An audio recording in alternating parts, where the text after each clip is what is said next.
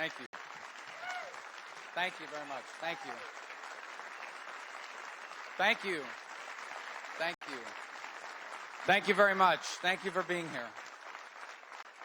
We pushed the start back a little bit just so to make sure that there's just a bunch of white stuff on the road, and so I don't know what that is, but we don't have that in Florida. But it's great to be here with you. We've really enjoyed our time here. It's been a great honor to be a part of this, and I'm grateful that you would come out tonight because we are a week away. In fact, we are not just a week away, we're almost exactly a week away. You're 5 minutes now from 7 p.m., which means at this exact time, a week from tonight, you are going to go to a caucus center here in the state. And you are going to be the first people in America who get to begin to answer this following question. What comes next for this great country? We know what's come before. What's come before is 2 centuries of exceptionalism. There has never been a nation like the United States in the history of all mankind. It is time we start teaching our kids that again, by the way, that this is a special country.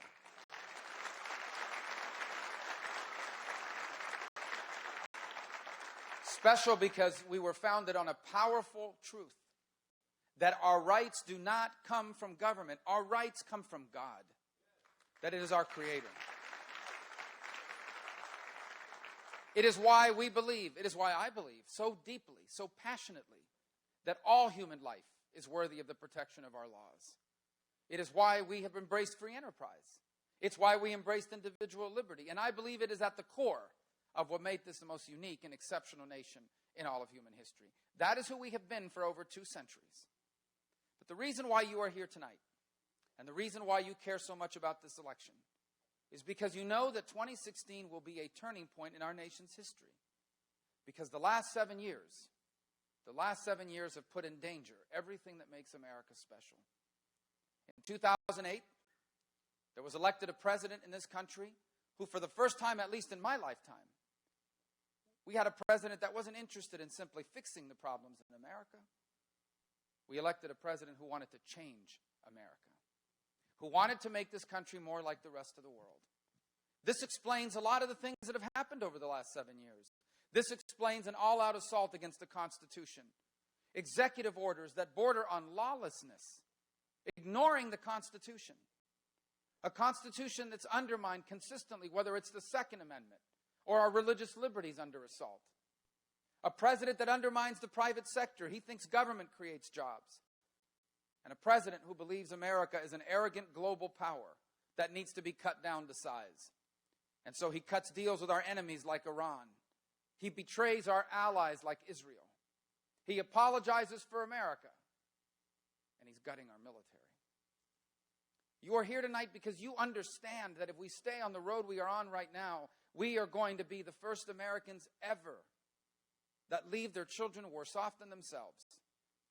And you're frustrated. And you have every right to be angry. Because our children deserve to inherit what we did, the single greatest nation in the history of mankind. And so that's why what you are going to do a week from right now is going to be so important. You see, we have only 2 ways forward. We can either be greater than we have ever been, or we can remain and become a great nation in decline. If Hillary Clinton is elected president of the United States, or Bernie Sanders for that matter, everything Barack Obama has done to this country will remain in place and grow even bigger. If Hillary Clinton is elected president, Obamacare is not going anywhere. It becomes permanent. If Hillary Clinton is elected president, these illegal, unconstitutional executive orders are not going anywhere. They become permanent.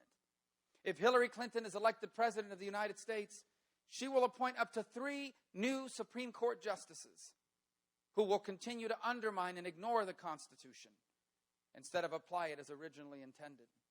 If Hillary Clinton is elected president of the United States, our military will continue to grow weaker, and our role in the world will continue to diminish. That's why she cannot win. That's why we must win this election.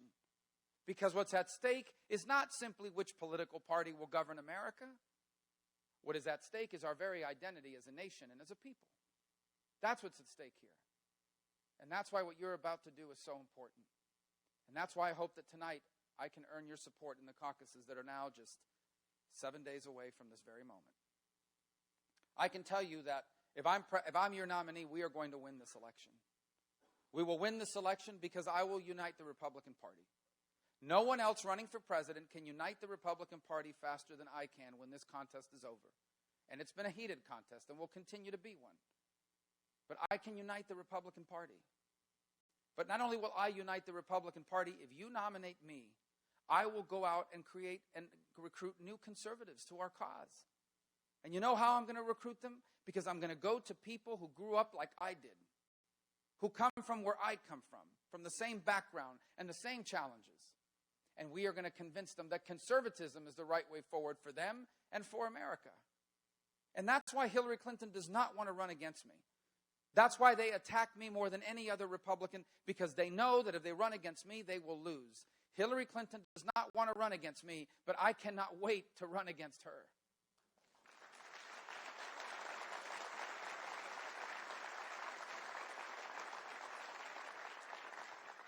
She knows that she cannot lecture me about people living paycheck to paycheck, because I grew up paycheck to paycheck. I have lived paycheck to paycheck. And many of the people in my family whom I love dearly, who are nurses and firefighters and teachers, are living paycheck to paycheck now. She knows she can't lecture me about student loans, neither can Bernie Sanders, because I had a student loan. I had a student loan 3 years ago. It was over $100,000. And I never would have paid off that loan had I not written a book. It's called An American Son. It's now available on paperback, if you're in. And Hillary Clinton cannot lecture me about how hard it is on families in the 21st century. Because my wife, Jeanette, and I are raising 4 children in the 21st century. And we know personally, firsthand, how hard it is today to ensure that your children grow up with the values that you teach at home and in your church, instead of the values they keep trying to ram down our throat in the popular culture. If they run against me, they lose, and they know it. If you nominate me, we win, and we can turn this country around. You deserve a nominee that is upset and angry and frustrated about the direction of our country, because it's headed in the wrong direction, and Washington is out of touch. And you have every right to be angry and frustrated at Washington. It's why I ran for the Senate. In 2009, I ran for the Senate against the sitting governor of Florida, who at the time was a Republican. And the entire Republican leadership in the Senate told me that they would not support me and, in fact, would undermine me if I did. But I ran because I knew that America was headed in the wrong direction. And I wanted my next senator to be someone that would stand up against that, not go along with it. And we won. And now, last year, when I announced I was running for president, because I know that the only way to reverse the damage done by a bad president is to elect a good president, the same people appeared again. And they told me the exact same thing. You can't run. We've already picked our candidate. We've already lined up behind someone who's been waiting a long time and is going to raise all the money. He's going to have all the endorsements. And they told me they would come against me, and they've kept their word on that. They've spent over $20 million attacking me. And that $20 million is not $50 grassroots checks. These are multi-million-dollar checks from the establishment of our party. And I ran despite all of that, because we as a party cannot keep electing the next person in line. We cannot just keep electing the people they tell us to vote for. If we do, we lose. If we do, nothing changes. If we do that, we will not be able to turn this country around. After 7 years of Barack Obama, this is no time for patience. This is a time for urgency. If we get this election wrong, there may be no turning back or around for America. If you nominate me, we will win. And when I win, here's exactly what I'm going to do, because the second thing you deserve is a candidate for president that will tell you exactly what they are going to do. It is not enough for our nominee to be angry. It is not enough for our nominee to be frustrated. Our nominee has to be someone that tells people exactly what they will do to turn this country around. And I am here tonight to answer your questions about that. But I want to point to a few things in specific. First, I'm going to take the oath of office. Don't underestimate how important that is. The oath of office means I'm going to put my left hand on the Bible and my right hand in the air. And I am going to swear to protect and defend and uphold the Constitution of the United States. And unlike Barack Obama, I will actually do that.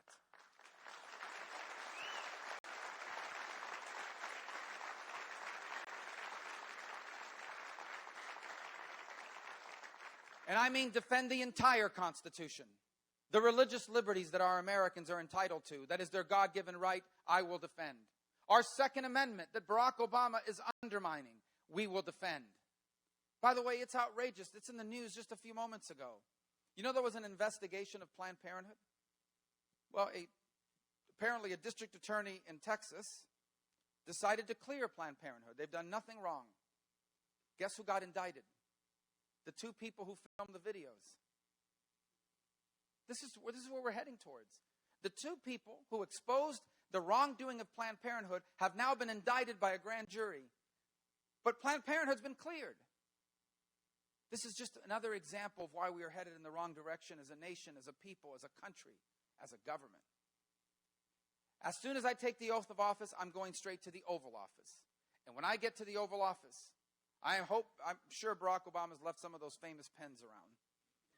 I am going to take one of those pens, and I am going to reverse and wipe out every single one of Barack Obama's unconstitutional executive orders. Every single one of them.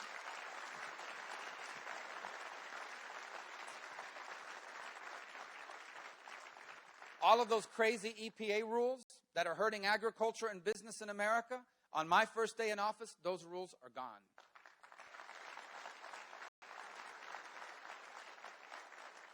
This policy that they now have where we are using federal taxpayer money to pay for abortions in other countries, on my first day in office, that stops. That ends.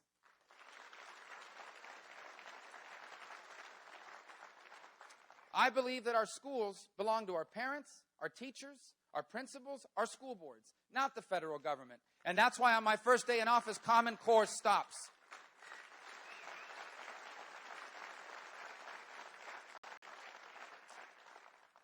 And people are going to know that America, once again, is firmly on the side of Israel. You know how they're going to know that? Because on my first day in office, I am going to cancel Barack Obama's ridiculous deal with Iran. It ends.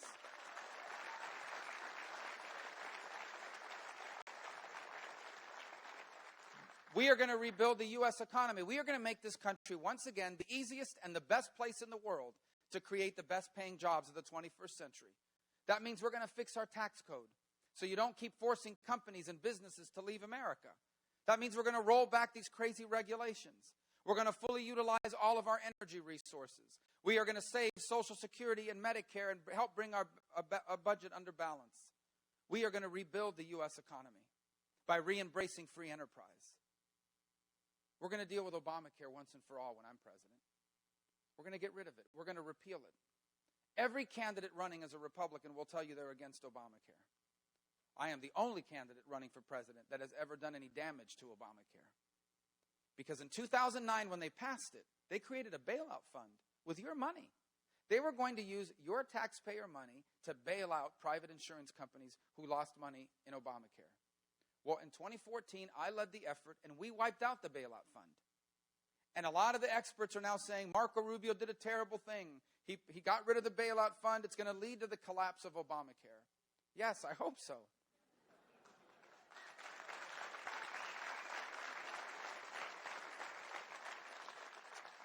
But whether it does or it doesn't, when I am president of the United States, we are going to repeal Obamacare, and you will once again be in charge of your health insurance.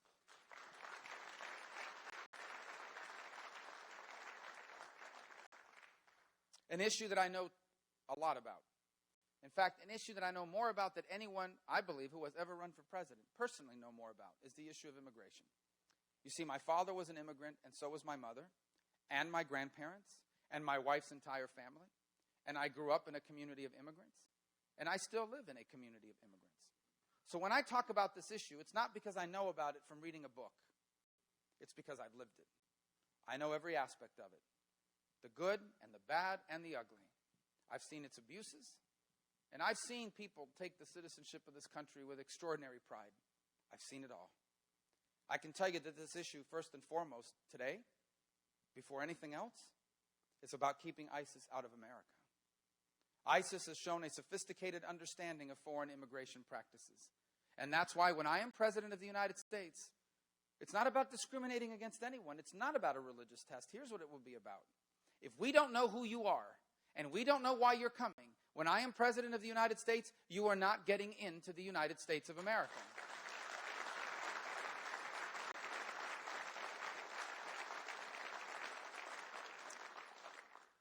As the son of immigrants, I know that securing our border is not anti-immigrant. It is what every country in the world endeavors to do. It is what every sovereign country in the world has a right to do. And when I'm president, we will finally do it. We will hire the additional 20,000 Border Patrol agents that we need, instead of the 20,000 IRS agents that Barack Obama wants. We will finish the 700 miles of fencing and walls that the experts tell us we need. We will put in place a mandatory E-Verify system, and we will put in place a biometric entry-exit tracking system to prevent people from overstaying visas. That's 40% of the problem right there. And we're not going to have amnesty. I do not support amnesty, and I will not as president. When I'm president of the United States, there's going to be real consequences for violating our immigration laws. For example, criminal aliens are going to be immediately deported, and sanctuary cities, when I'm president, are going to lose their federal law enforcement funding.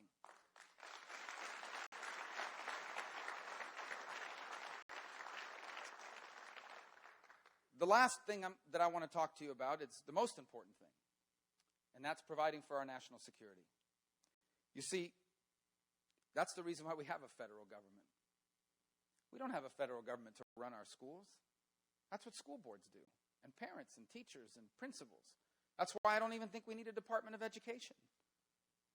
But our national security, that is the most important job of a president, and that is the most important job of the federal government. And today, Barack Obama is failing us. The world is growing more dangerous, and our military, because of defense cuts, is growing weaker. The world is more dangerous than it was 7 years ago. A lunatic in North Korea has nuclear weapons. The Chinese are stealing the secrets of our companies, hacking into our computers, and building up their military. Vladimir Putin is sowing instability in the Middle East and in Europe. Iran is about to acquire $100 billion of sanctions relief, which they're going to use to fund terrorists like Hezbollah, prop up killers like Assad, rebuild their own military, and one day buy or build their own nuclear weapon. And ISIS is not just a bunch of terrorists on the back of pickup trucks, which is what Barack Obama described them as in the State of the Union almost 2 weeks ago. ISIS is the most sophisticated and well-funded jihadist group in history. They burn people alive in cages. They take little girls that are 9 and 10 years of age and sell them off as brides. You find them, they have a dozen affiliates around the world. They're starting to show up in places like Indonesia, the Philippines. We've seen what they've done in Europe, in San Bernardino. And even in Philadelphia, they inspired an attack just 3 weeks ago. In the face of all of these threats, you know what's happening to our military? Well, we are spending so little on our military now that we are on the verge of having the smallest army we have had since the end of World War II. We are on the verge of having the smallest Navy we have had in 100 years. And we will soon have the smallest Air Force and the oldest airplanes we have had in our history. How can it be that as the world grows more dangerous, we're taking away valuable weapons from our brave men and women who serve us and put their lives on the line on our behalf? That cannot continue. It is unacceptable to me that there are people running as Republicans that have voted for a budget that spends even less, that have voted for a budget that brags about how it cuts defense spending. That can't be what the Republican Party is about. When I am president of the United States, we are not cutting defense spending. When I'm president, we are rebuilding the U.S. military because the world is a safer and a better place when America is the strongest military in the world.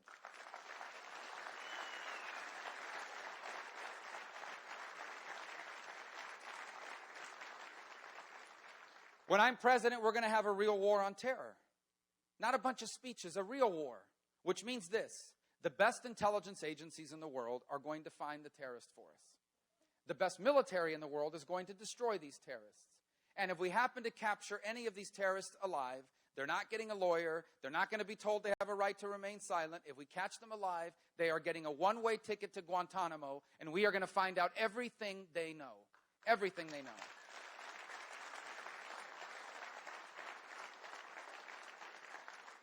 And by the way, we're going to take care of our veterans. And if you're a veteran and you're here tonight, or your family members are veterans, we thank you for your service and for their service. We are grateful to you for what you've done for our country.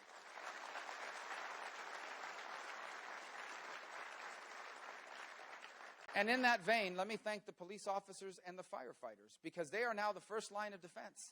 When that was attack in San Bernardino, you know who responded? It was the police. And they saved the lives of people by arresting and grabbing those people and bringing them down before they were able to kill more people.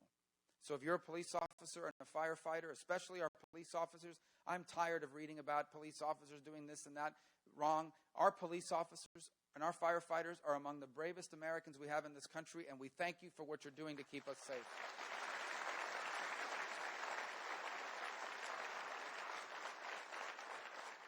We're not taking care of our veterans now. We're not. Record number of veterans are unemployed, committing suicide, and waiting in long lines at the VA. There are good people at the VA, and I want to thank them for what they do. And there are some people at the VA that are not doing a good job. When I'm president, you work at the VA, you're not doing a good job, you'll be fired. And when I'm president, the VA benefits are going to belong to the veteran, which means our veterans, when I'm president, will be able to take their VA benefits to any hospital or any doctor that they want.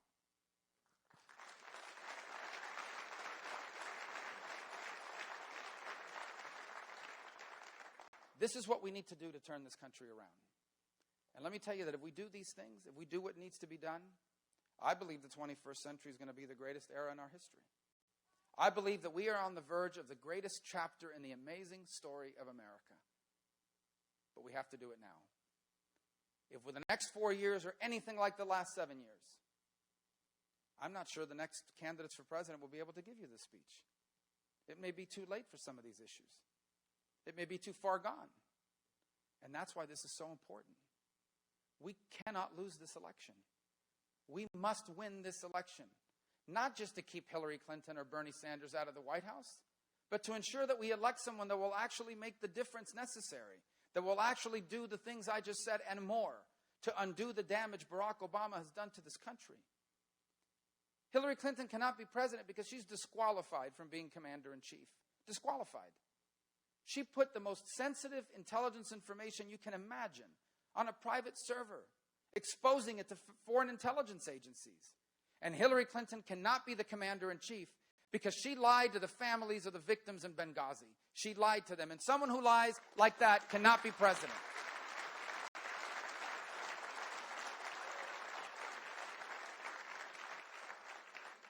And Bernie Sanders, he's a nice guy. He's a democratic socialist. It's not a slur. That's what he says. He's a socialist. He brags about being a socialist. I think Bernie's a pretty good candidate for president of Sweden. And I like Sweden. We want to be America. We don't need a socialist president. And we don't need a disqualified commander-in-chief. We can't just elect any Republican. Because this, at the end of the day, this election is a generational choice about what kind of country we want America to be in the 21st century. You know, America owes me nothing. I have a debt to America I'll never repay. America is not just the country I was born in. America is the country that literally changed the history of my family. My parents arrived here in 1956 with literally nothing. They barely spoke English at the time. Neither one had finished any kind of schooling of any significance. They didn't know anyone except a few relatives, and they had no money. And they struggled, and it was hard. And yet somehow, less than 10 years after they arrived, my parents owned a home in a safe and stable neighborhood. Decades later, my parents were able to retire with dignity, working as a bartender and a maid. And the most important thing of all for my parents was they lived to see all 4 of their children go on to a life even better than their own. There is no place in human history where that story would be possible. And while I'm proud of what my parents did, that story says more about America than it says about them. Because for over 2 centuries, that's the kind of country that we've been. We're not special because we have rich people. Every country has rich people. We're proud of people in this country that have been financially successful. What makes us special are the people that will never be rich. When you become a firefighter or a police officer or a nurse or a teacher, You know you're not going to become a millionaire. What you want is a job that you enjoy, that pays you enough to enjoy doing the things you like, to retire, to own a home, and to send your kids off to a better life. And if we ever lose that, we stop being a special country. The fact that so many of us have been able to achieve that here, that's what makes us special. And that is what we're on the verge of losing. You know why this was even possible? It was not an accident. We are not a special country by accident. We are a special country because of what the people that came before us did. Each generation before us for over 2 centuries, they made incredible sacrifices. Each generation in our history confronted their challenges and left the next better off than themselves. Now it's our turn. Now the time has come for us to do our part. And when I am president, we will do our part. We will embrace all of the things that made America special again. And we will apply them to the unique challenges of the 21st century. And if we do this, then here's what history is going to say about this generation.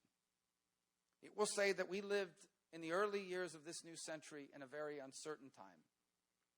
Like all the Americans that came before us, we faced challenges, big challenges. But just like the generations before us, we rose up to the task. We confronted our challenges. We embraced our opportunities. We did what needed to be done.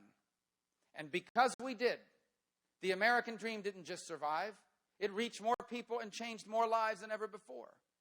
Because we did, there was still one place on earth where anyone from anywhere could achieve anything. Because we did, America remained that one special place on this planet. Because we did what needed to be done. The 21st century was not just as good as the 20th century, it was better. It was a new American century. This is what we have a chance to do together. And this is why I want to earn your support in these caucuses. This is why tonight I'm asking you for your vote. And hopefully before you leave here tonight, you will join our efforts so that together we, in this generation, can be the authors of the single greatest chapter in the amazing story of America. So thank you for coming tonight. I look forward to answering your questions.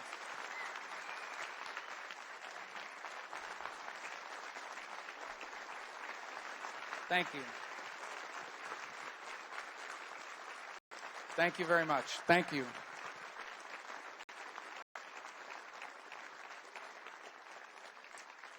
Thank you very much. Thank you for being here. And now we're going to answer your questions. This young lady has a, do you have the microphone? Who has the microphones?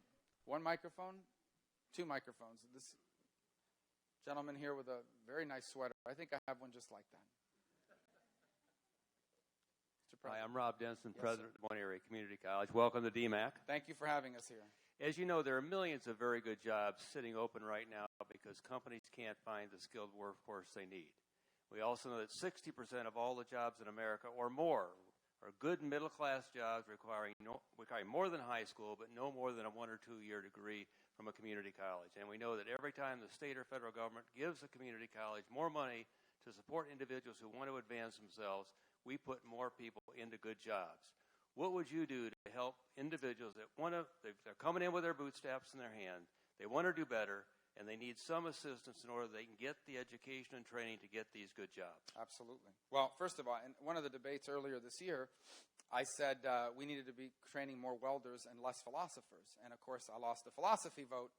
And a lot of people, mocked it. Well, it's the truth. You can major in anything you want. Maybe you want to be a teacher in philosophy, or you want to go on to law school or do something else. I'm not mocking your choices. I am saying that we have a shortage of people that can do this work, and this is good work. Why did we start telling young Americans that trade school and career training was for the kids that weren't smart enough to go to college? That's not true. That's a lie. Trade school are for kids that want to make $50,000 a year at 18, 19, 20, 21 years of age. Fixing airplanes, fixing cars, working as welders, pipe fitters, plumbers, machinists. We need to train more people to do this. So number one, I'll be a president that says that over and over again, that uses the power of the presidency to speak about these issues, to celebrate these jobs, and to highlight not just how good these jobs are, but how many more people we need to do them. Number two, I want to make it easier for people to get these skills. And by the way, I wouldn't even wait till they're 18. Let's say they're 16 and have decided that they don't like Shakespeare that much, but they love fixing cars, or they love working with their hands. I want to make it easier for them to go to high school in the morning and then come here in the afternoon. So when they graduate at 18 or 19 or whenever they graduate, they don't just get a diploma from their high school. They're certified and ready to work.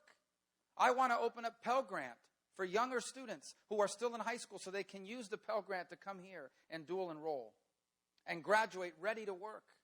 We need more of these jobs. We need to train people to do this work. And we will when I am president. This is good work. We need more people trained to do it. Our economy needs it, and our Americans need those jobs. And we thank you for what you do at the community college systems, not just here but across the country, because it has been the pathway to the American dream for millions and millions of people in the past, and we're going to make it easier for them to do it in the future.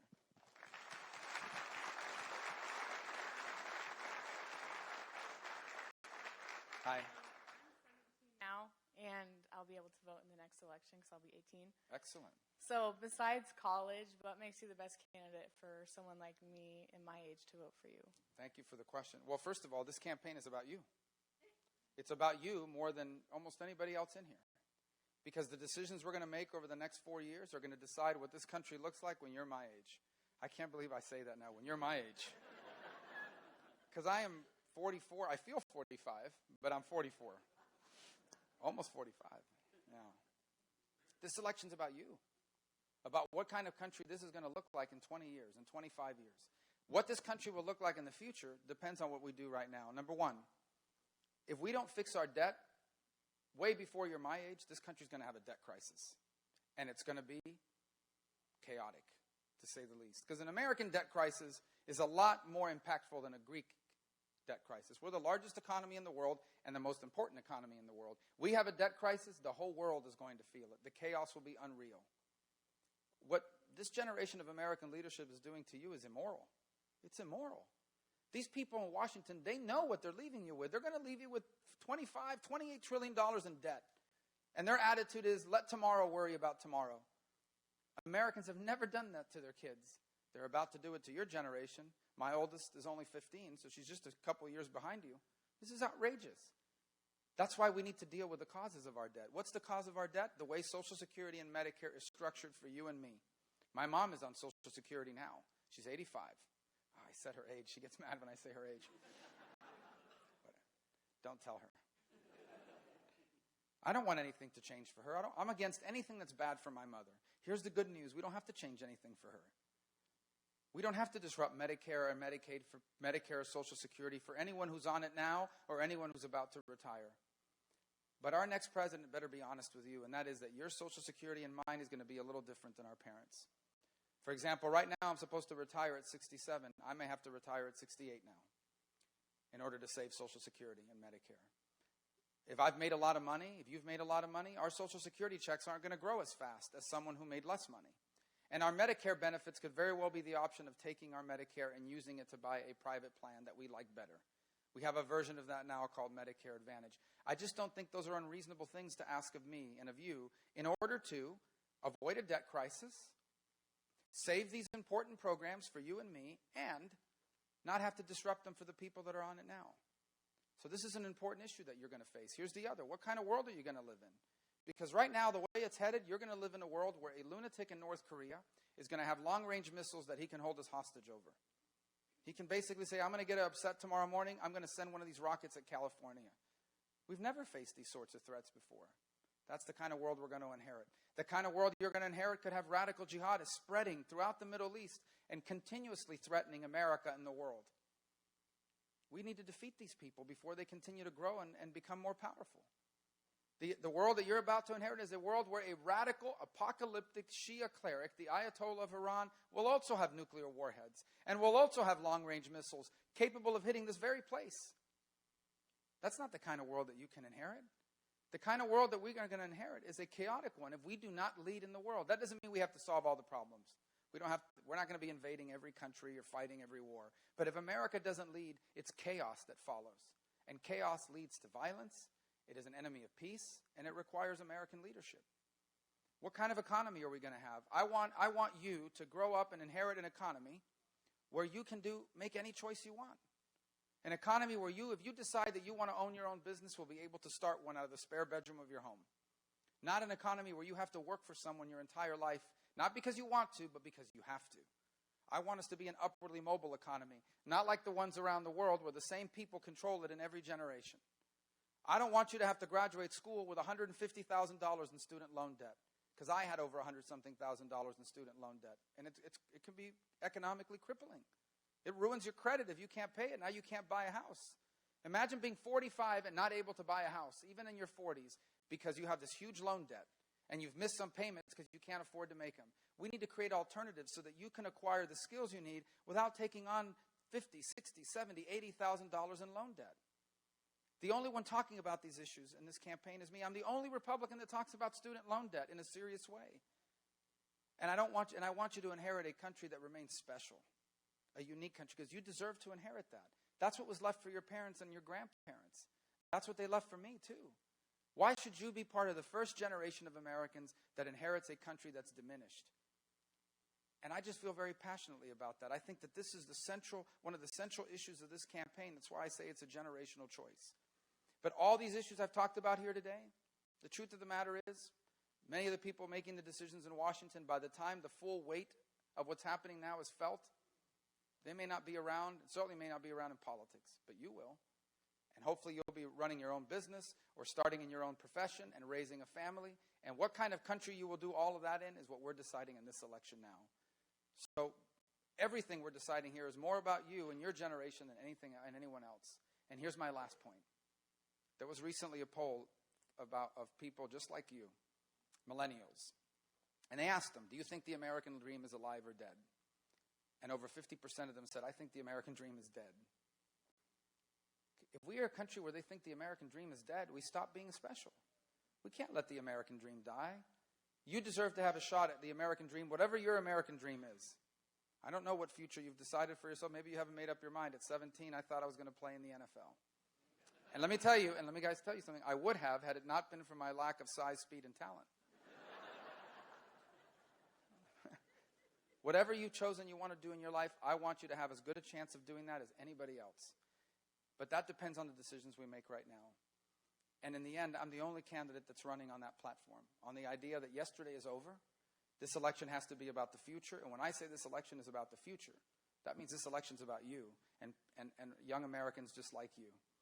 And I promise you this, if I am elected president, I will keep this country safe, and I will work every day to ensure that the country that you inherit is every bit as good, if not better, than the country that I did.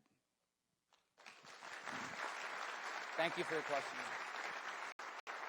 Yes, sir. Okay. You have a Rubio button. That's a good sign. Probably going to be a friendly question then, I guess. Oh, good.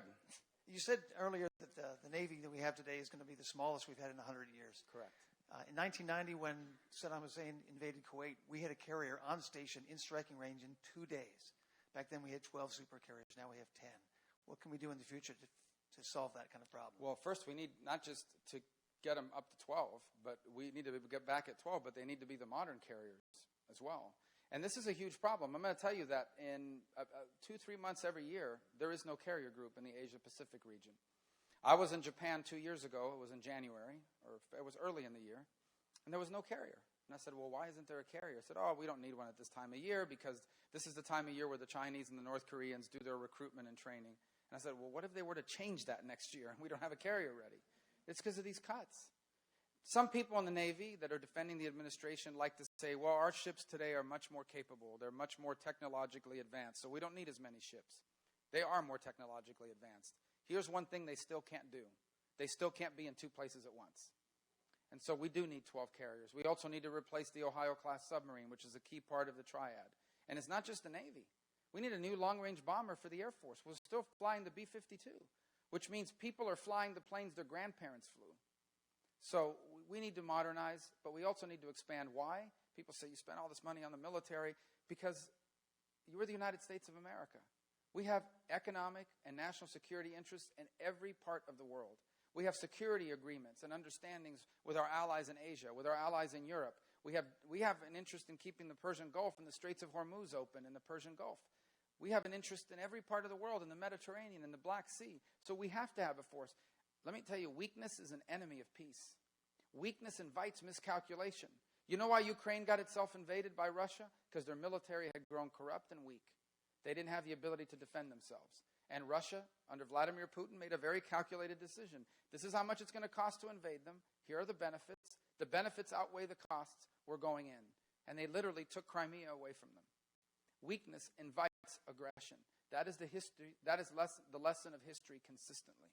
When America's weak, the world is more dangerous. We need to rebuild our Navy. We need to rebuild the Marines and the Army and the Air Force. If you want peace, we have to have the ability to defeat the enemies of peace, or at a minimum, to keep them from ever testing us.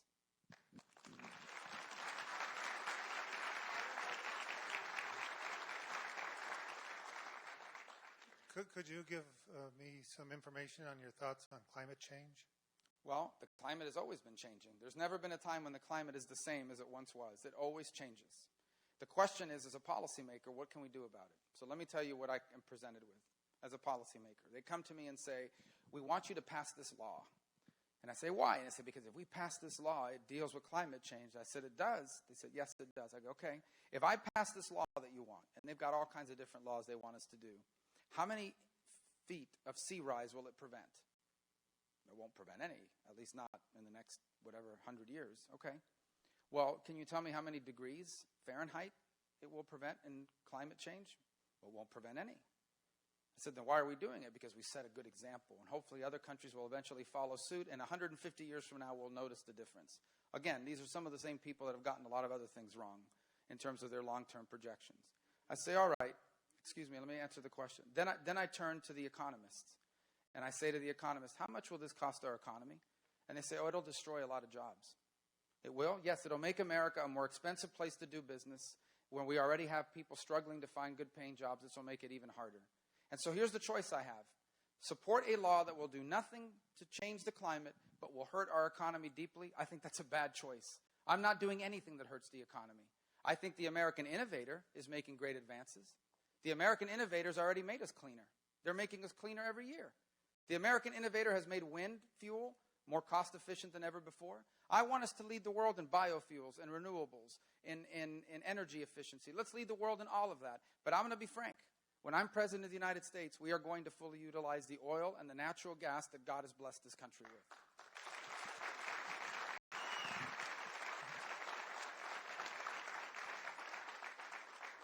All right, so we know you're a big football fan. I ask you the hard questions here. Yeah. So, and knowing that after Iowa, there's New Hampshire, and then South Carolina, who are you picking for the Super Bowl?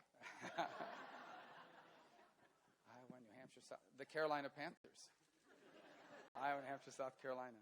I think Carolina's a pretty good team.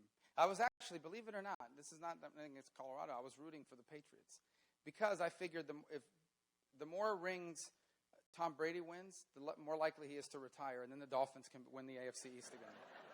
Didn't work out. Did not work out.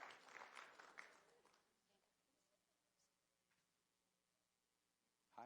Hi. Good to see you. Good to see you too. My question is, I go to different meetings, and I don't want to keep repeating myself the same question again. But you say you come from immigrants from Miami. Yes. When I have gone to quite a few meetings like these, I don't see many minorities that you do outreach for the minorities. Last week I was in the LULAC meeting, and they called your headquarters to come and represent you. No one was there to represent you, and they didn't respond. Yeah. So I wonder how come, if you come from immigrants, how come you are not doing outreach for the immigrants?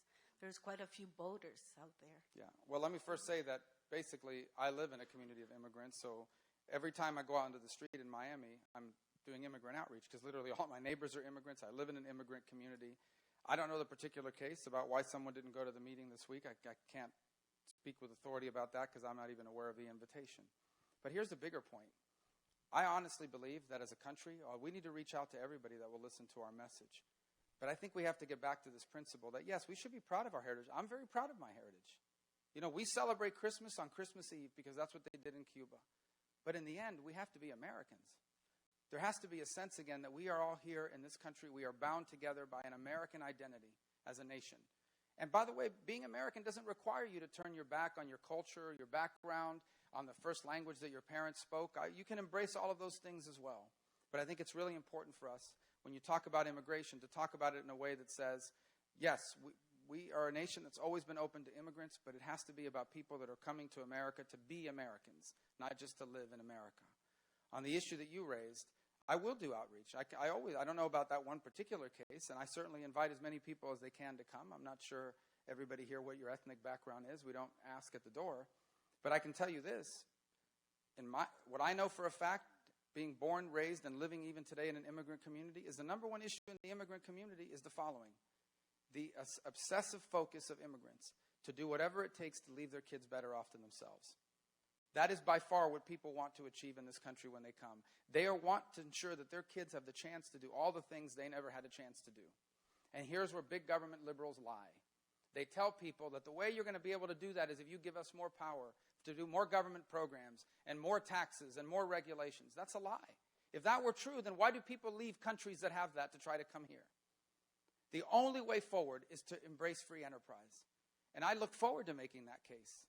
I look forward to making that case to all Americans, including Americans of immigrant backgrounds, because I know this. Free enterprise is the only economic model in the history of the world where you can make poor people richer without having to make rich people poor. It is the only economic model in the history of the world where someone who comes here with nothing through hard work and perseverance can not just achieve a better life for themselves, but can leave their kids better off than themselves. And I will make that argument in every community that will have me, and every place that will invite me. I will make that when I am your nominee, and we will make more people conservatives because we will convince them that conservatism is better for them and better for America than what Hillary Clinton or Bernie Sanders are offering this country.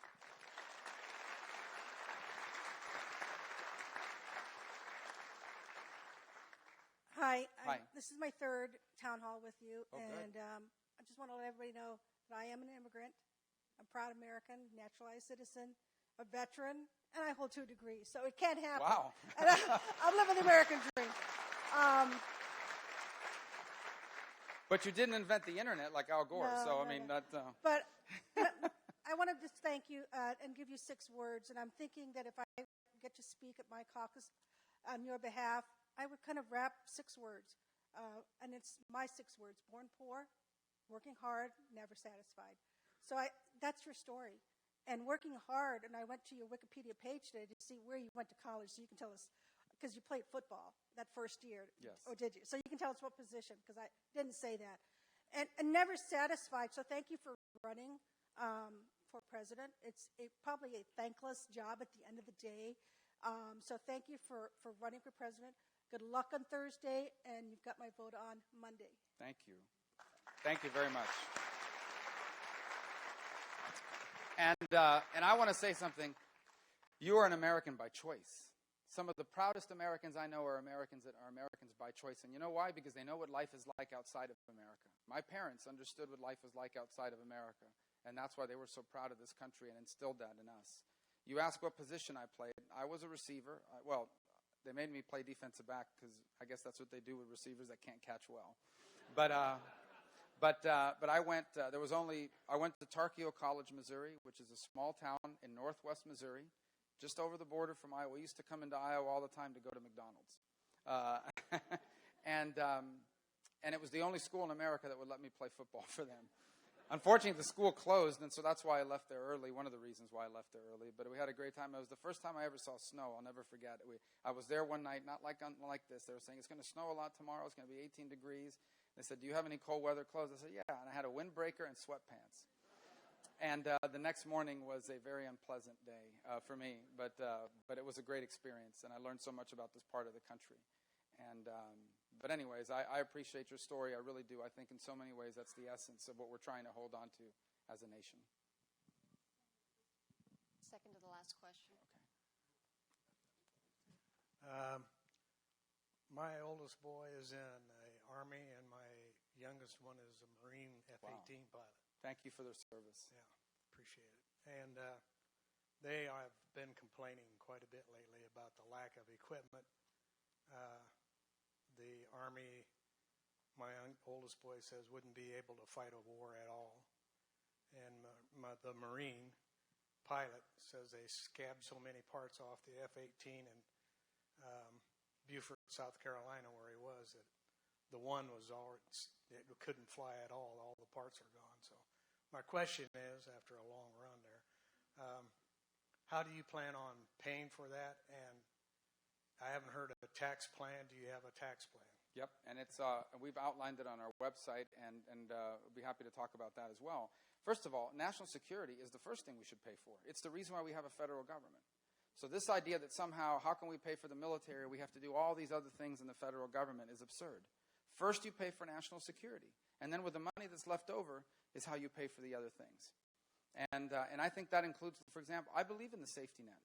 I do. I don't think free enterprise works without a safety net. Because people aren't going to take risk if they believe that failure means starvation and being destitute. What I don't believe is that the safety net should be a way of life.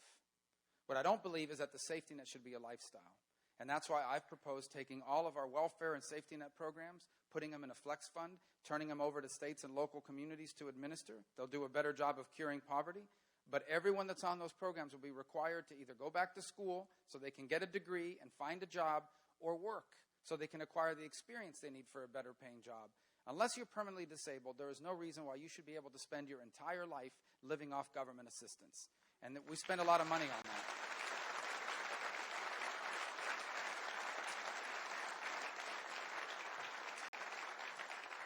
And on the issue you asked about the military, the next time anyone tells you that we already spend more than any other country in the world, we already spend too much money on the military, remember what you just heard here.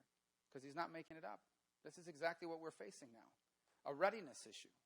And it also hurts morale. You have men and women that are willing to die for our country, and sometimes they're out there buying their own equipment because the one they're being assigned is not good enough. And by the way, if you know that and your kids know that, our enemies know this too. And so it invites miscalculation and aggression. It's not negative campaigning, guys. It's why I get so fired up about people running as Republicans who the only budget they ever voted for was a budget that spends even less on the military, that brags about cutting the military. This is the first thing we need to be paying for if we want to keep our nation safe. And your kids deserve better than what's being done now. When I'm president, we're going to rebuild the military, and those issues you just talked about will end. That will stop.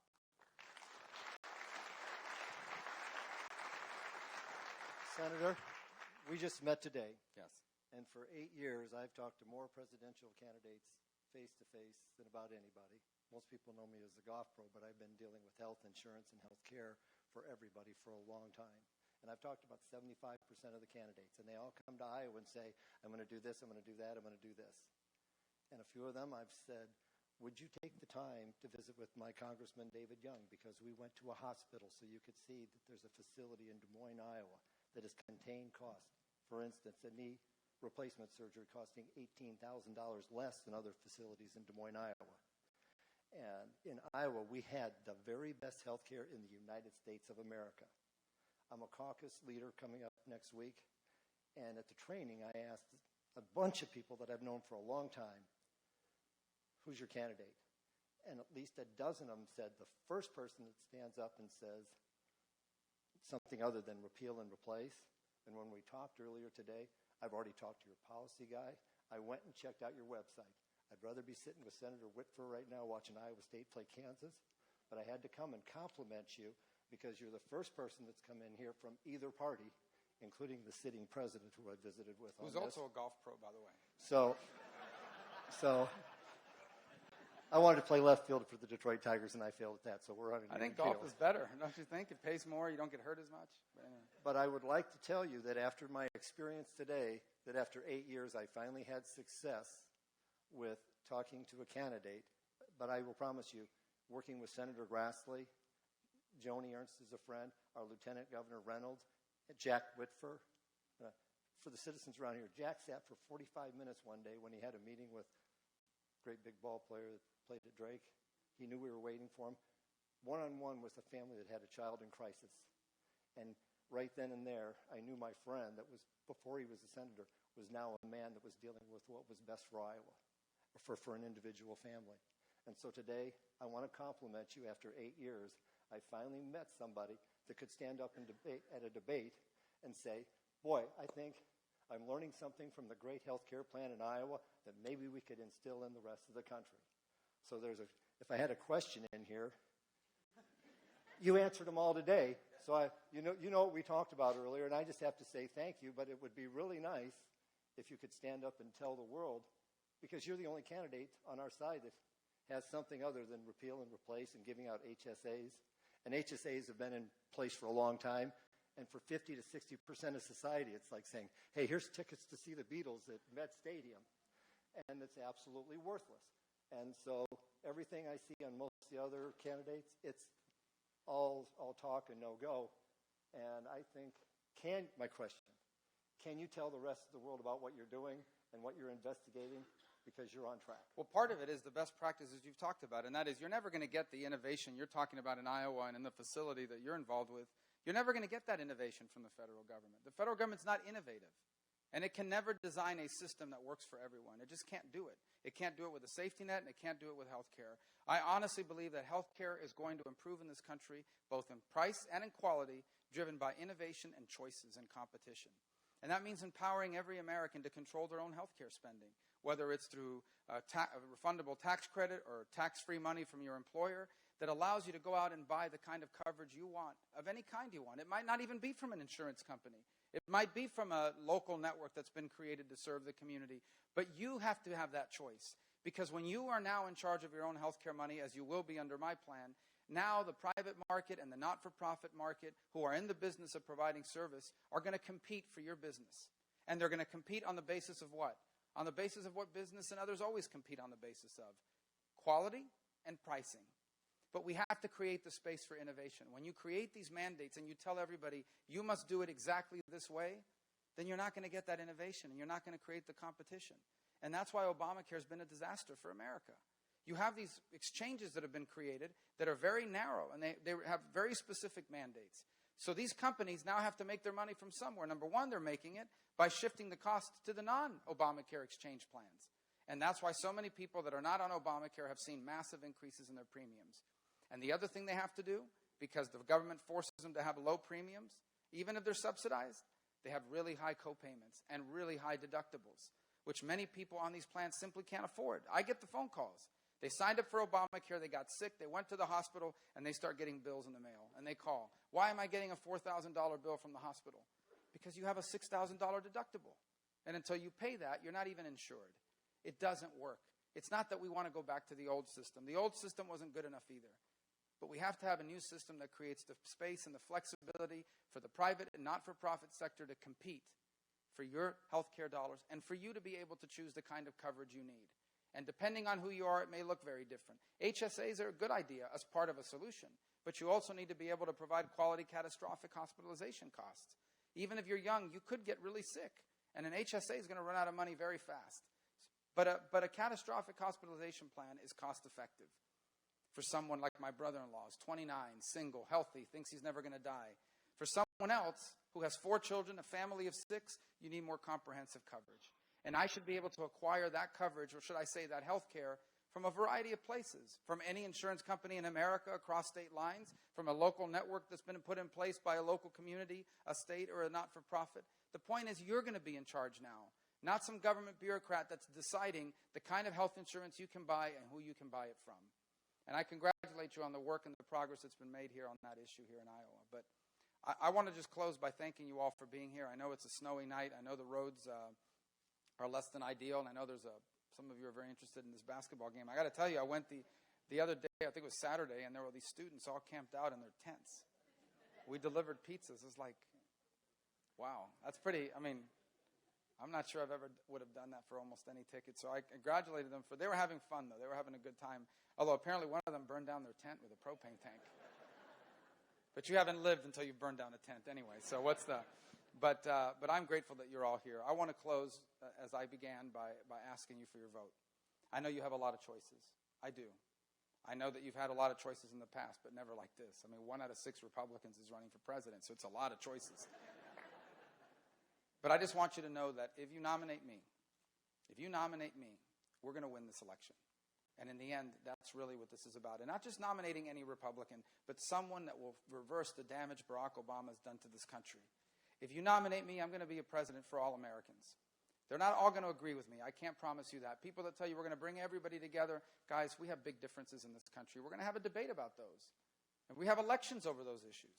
But if there's a chance to work together, I will look for that opportunity. In fact, many of my ideas are bipartisan. The stuff I've done on higher education is bipartisan. A month and a half ago, we imposed new sanctions on Hezbollah. That was my law that I did with a Democrat from New Hampshire. So there's a chance to work together. I'll embrace it. The third thing is I'm never going to pit us against each other on purpose. I'm never going to go around saying, in order for me to win this election, we are going to have to pit this one group of Americans against another group of Americans. We've had that for 7 years, and it's been a disaster for America. I will be a president for all of Americans, even the people that don't like me, even the people that say mean things about me on Twitter. I'm going to cut their taxes too. And last but not least, you may not agree with me or everything I stand for, but I will never embarrass you. You will never, ever, ever watch on TV and cringe that you can't believe you gave me your vote at the caucus or you gave me your support. I will work every day to make you proud, even if you do not agree with me on everything that I do. Because in the end, I'm running for president of the United States of America. And that means I intend to be a president for all Americans. I intend to keep all Americans safe. I intend to rebuild an economy so all Americans have an opportunity to move forward. You nominate me, I will beat Hillary Clinton, and we will turn this country around. And so I'm asking you for your vote a week from tonight. If you want to sign up to our efforts, please do so we can stay in touch with you. You have these commit to caucus forms at the end of the night here as you leave. Please sign up. We're not going to bombard you with, well, we are going to bombard you with emails, but then it's going to stop. Like on Monday night, it'll stop until September when we come back because we want to win Iowa in the general election as well. Thank you so much. God bless you.